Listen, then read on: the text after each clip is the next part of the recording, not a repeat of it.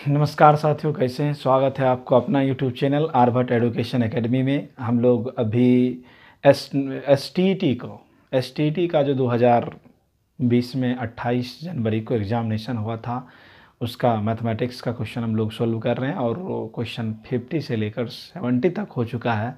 आज हम लोग 71 से चलेंगे और देखेंगे क्या है। देखिए 71 में क्या दिया हुआ है। 71 दैट मीन्स ये पहले के कोर्स में जो था 71 जब आप पहले पढ़ते थे, अभी से 10 साल पहले जब चले जाइए तो उस समय जो मैथमेटिक्स में 9th क्लास में ही ये सिलेबस था, लेकिन अब वो नहीं है। लिखा है कि दो समुच्च ए एन बी इस प्रकार है।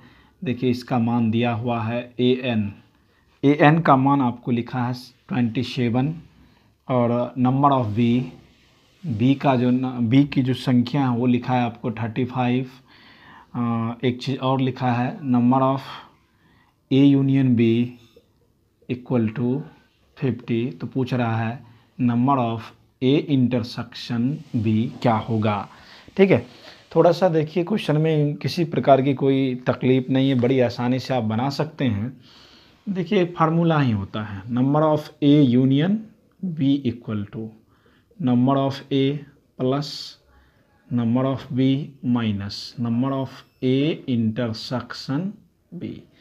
तो जिसका इसका वैल्यू दिया आप बैठा दीजिए। Number of A union B का जो मान है वो आपको, इसका तो मान पूछ रहा है, इसका मान आपको कितना है 50, यानी 50 इक्वल टू, ठीक है, नंबर ऑफ ए का मान कितना है 27 प्लस नंबर ऑफ बी का मान कितना है 35 माइनस, ये तो नहीं है, इसी को हमको ज्ञात करना है तो हम उसको x मान लेते हैं। ठीक है, तो हो गया 50 इक्वल टू, पहले दोनों को ऐड कर लें, 7 + 5 इक्वल टू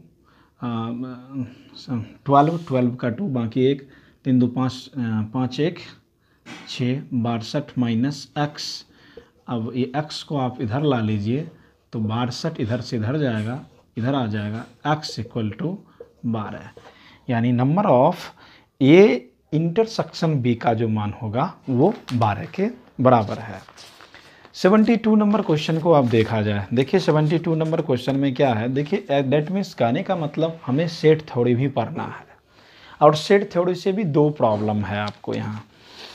और दूसरा 72 नंबर क्वेश्चन जो है वह देखिए क्या करा, यदि दो समुच्च ए और बी का कार्तीय गुणांक ए मल्टीपल बी, यानी कार्तीय गुणांक आपको दिया गया है, ए मल्टीपल बी का कार्तीय गुणांक आपको लिखा है इस प्रकार से कि 3 2 3 4 3 4 के बाद 5 2 और लिखा है 5 4। ठीक है, तो इसमें कह रहा है कि समुच्च ए के अवयव कितना है। ठीक है, यानी समुच्च ए का एलिमेंट पूछ रहा है।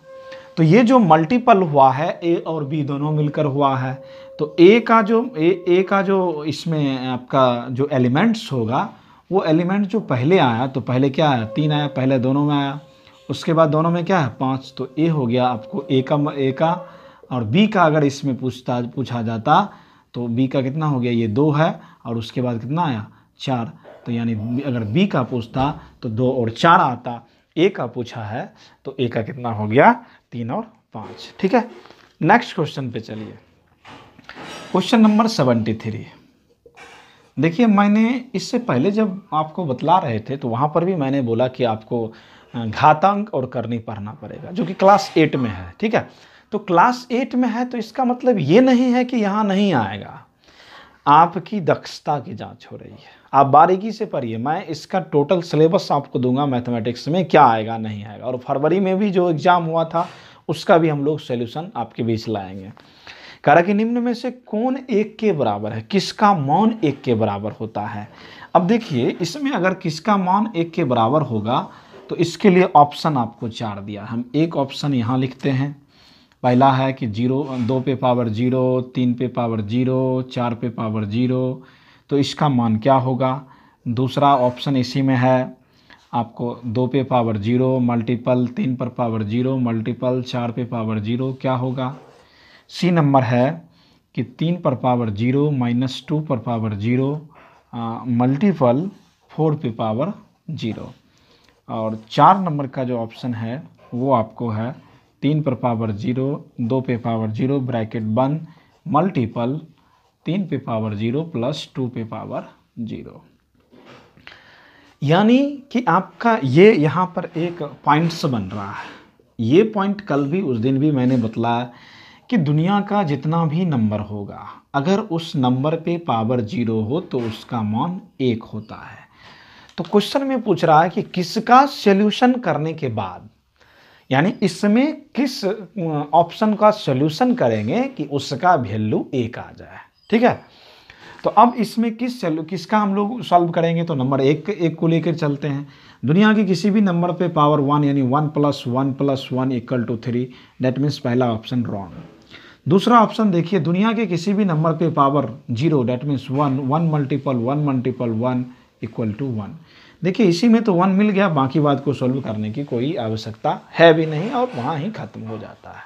ठीक है, उसके बाद अगला क्वेश्चन पे हम लोग चलेंगे। 74 है। 74 में लिखा है कि यदि एक वृत्त की परिधि 33 सेंटीमीटर है तो इसका क्षेत्रफल क्या होगा। ठीक है, यानी आपको सर्किल भी पढ़ना है और सर्किल में देखिए सबसे पहले वृत्त की परिधि की बात की गई है। तो वृत्त की परिधि यहाँ से देखिए आप, वृत्त की परिधि दिया हुआ है, वृत्त की परिधि। तो वृत्त की परिधि क्या होता है, अगर r से लेकर चलेंगे तो 2πr। ठीक है, तो वृत्त की परिधि 2πr, इसका परिधि का मान लिखा हो 33, तो 33 = 2πr और पाई की जगह आप 22/7 मान रखिए। तो पाई का मान कितना हो गया, 22/7 × r। तो 33 = 22 दूनी 44 r/7। क्रॉस मल्टीप्लिकेशन करेंगे तो 44r = 33 × 7, यानी r = 33 × 7/44। अब ये देखिए कि 33 11 के टेबल में आता है, ये भी 11 के टेबल में आता है, तो r का मान आपको हो गया 21/4।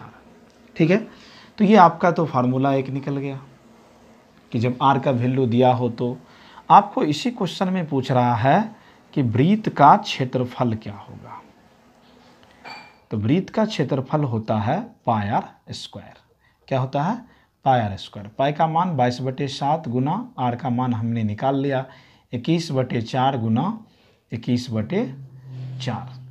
ठीक है, कट रहा है तो आप उसको काटिए, 7 को 3 से कीजिए 3, इसका कीजिए 2 और इसका कितना हो गया 11। अब इस टोटल को मल्टीपल करेंगे, मल्टीपल करिएगा तो 11 × 33 यानी 33 × 21/8। अब 33 से कम 33 और 33 दूना 66 और 66, 33 कम 33 और 33 दूनी 66 और 66 में 3 जोड़ देंगे तो कितना हो जाएगा 69/8। अगर सेंटीमीटर है तो सेंटीमीटर, मीटर है तो मीटर, स्क्वायर करना है क्योंकि क्षेत्रफल की बात हो रही है। किसी प्रकार की कोई प्रॉब्लम। नेक्स्ट क्वेश्चन चलिए देखिए, इसको बतलाने का सिर्फ एक ही तरीका है, एक ही कारण है और वह कारण है कि मैं आपको सिलेबस से अवगत कराना चाहता हूँ कि सिलेबस क्या आएगा। अगर 2011 में भी आया तो क्या आएगा, हम उसका भी सॉल्यूशन मैथमेटिक्स को लेकर आएंगे और उसमें फिजिक्स भी है तो फिजिक्स का भी सॉल्यूशन लेकर हम लोग आएंगे। नेक्स्ट क्वेश्चन है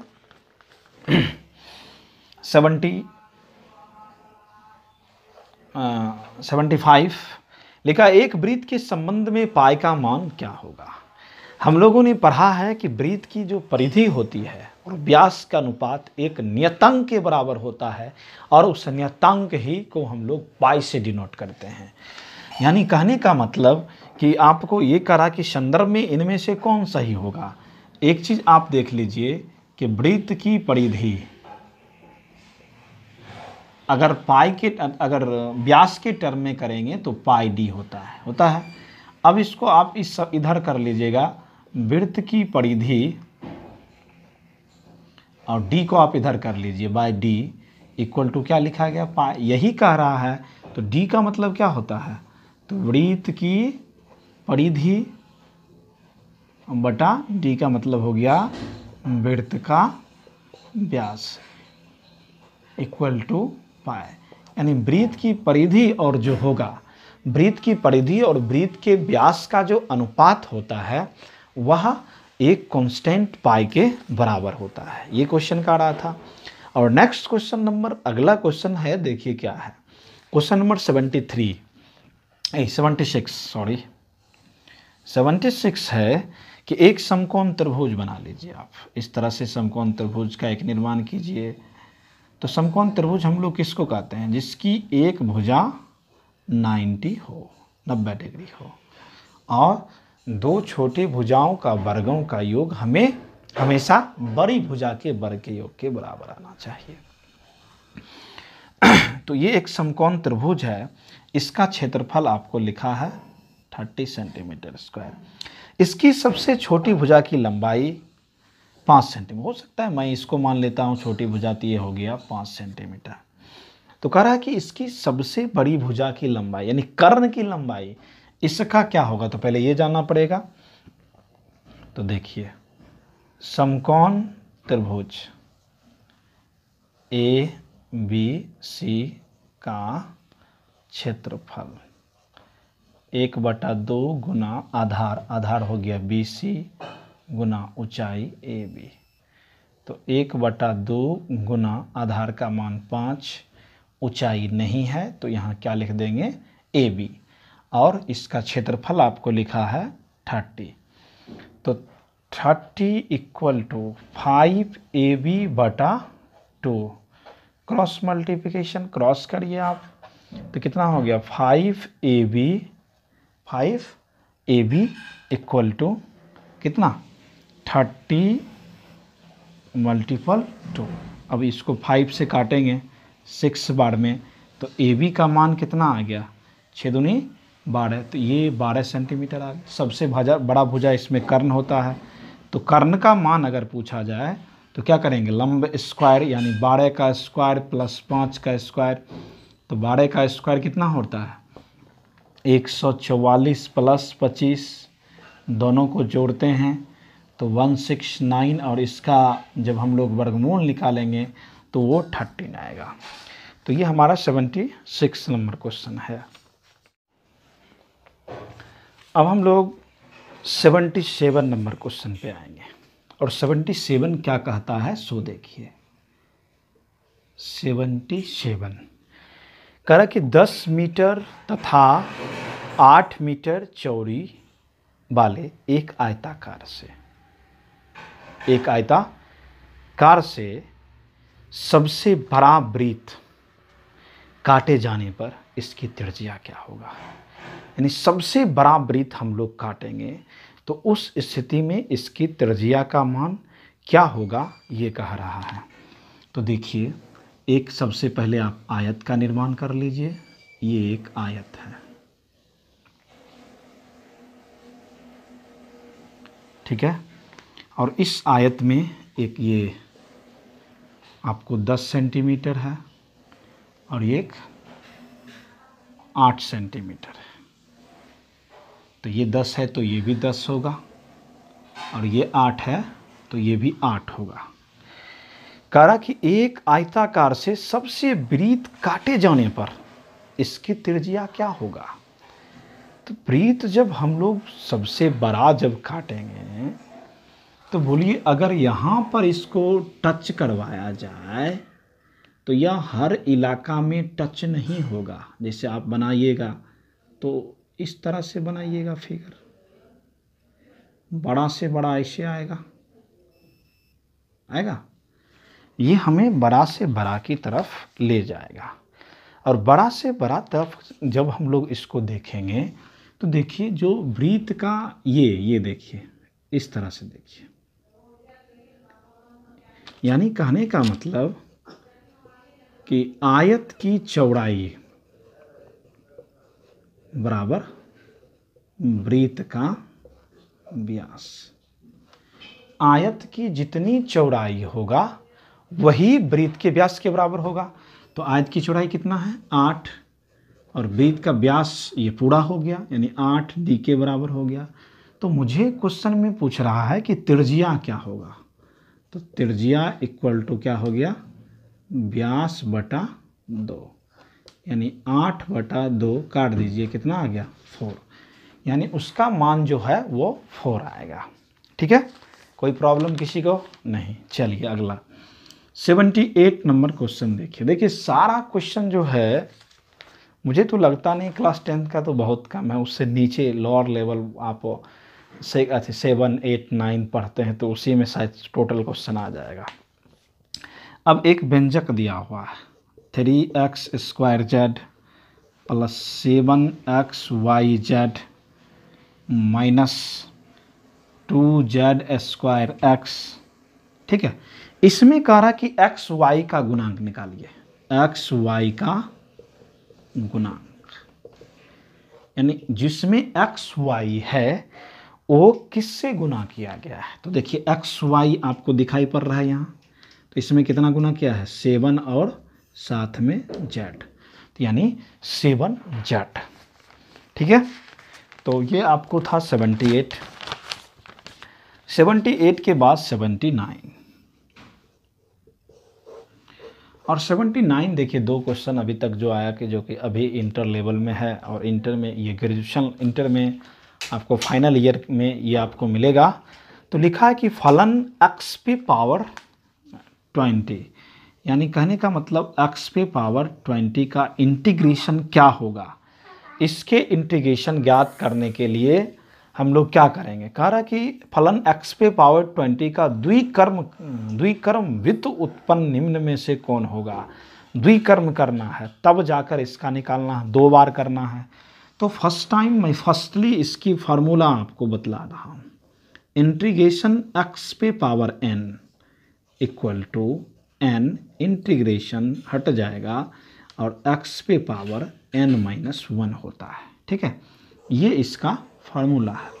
इसी फार्मूला के अनुसार जब हम लोग इसको सॉल्व करेंगे तो ये आपको देखिए क्या लिखाएगा, इंटीग्रेशन x पे पावर 20 इक्वल टू 20 तो आगे आ जाएगा x पे पावर 20-1, जब इसको सॉल्व करिएगा 20x पे पावर 90। अभी तो 1 टाइम हुआ है, अब फिर इसका ही इंटीग्रेशन करना है। ठीक है, अब इसको इंटीग्रेशन करेंगे तो फिर आपको देखिए क्या मिलेगा, एक फिर फार्मूला का उपयोग, फिर फार्मूला आएगा जैसे कि इंटीग्रेशन के अगर कोई कांस्टेंट लिखा हो x पे पावर n हो तो पहले आपको कांस्टेंट को बाहर कर देना है, x पे पावर n जो उसका फार्मूला होता है उस अनुसार आपको फिर लिखना है। तो k इंटू एन एक्स पे पावर n-1, तो उसी चीज़ का उपयोग यहाँ पर भी आप करना है। यहाँ पर देखिए तो आप अगेन हमको इंटीग्रेशन करना है क्योंकि डबल इंटीग्रेशन की बात है,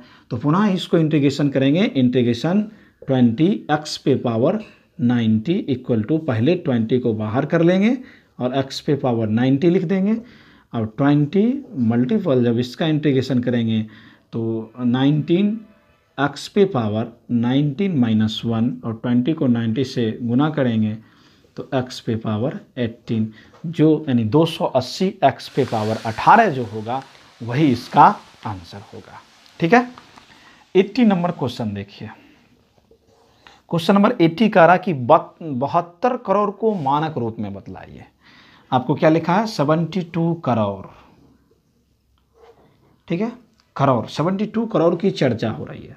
देखिए सीखिए, इकाई, दहाई, सैकड़ा, हजार, 10,000, लाख, 10 लाख, करोड़। अब जो आएगा उसके बाद क्या आएगा 10 करोड़। तो 1 2 3 4 5 6 7 8, तो ये हो गया कितना करोड़ एंड 10 करोड़, तो हो गया 2 and 7। अब देखिए इकाई, दहाई, सैकड़ा, हजार, 10,000, लाख, 10 लाख, करोड़, 10 करोड़। ठीक है, तो 10 करोड़। तो इस स्थिति में जब आप इसको मानक रूप में लिखिएगा, ठीक है, जब आप इसको मानक रूप में लिखिएगा तो यहाँ से एक अंक के बाद पॉइंट बैठाना, तो 1 2 3 4 5 6 7 8, तो 7.2 गुना 10 पे पावर कितना हो गया, 8 हो गया, 10 पे पावर 8, यही इसका मानक रूप हो गया। तो ये भी मानक रूप में 8 क्लास में ही है, तो इसको आप वहीं पर देखेंगे। फिर अगला आइए, अगला है 81 नंबर। 81 नंबर के क्वेश्चन का रहा कि sine square theta plus cos square theta किसके बराबर है, मतलब इसका मान 1 होता है। तो और इसमें कौन है जिसका मान 1 होता है।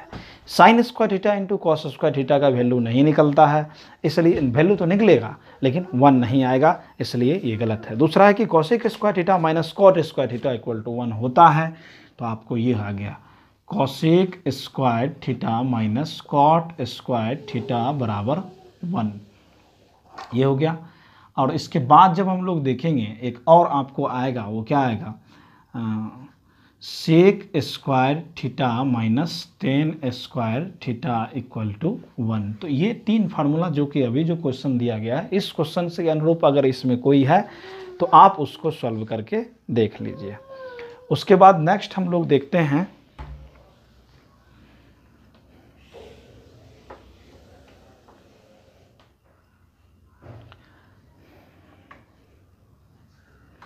अगला जो है वो अगला इस प्रकार से है कि 72 नंबर क्वेश्चन है, 82 नंबर। और 82 नंबर क्वेश्चन क्या कह रहा है, देखिए आपको कुछ नहीं लिखा है यहाँ पर साइन ए इक्वल टू 3/4। आपको पूछ रहा है कॉस बी, कॉस ए का मान क्या होगा। बिल्कुल आसान है, तरीका है, दिमाग देखिए एक फार्मूला आप रट लीजिए, रटना नहीं है बल्कि आपको हमेशा याद रहेगा, लाल बटे कक्का।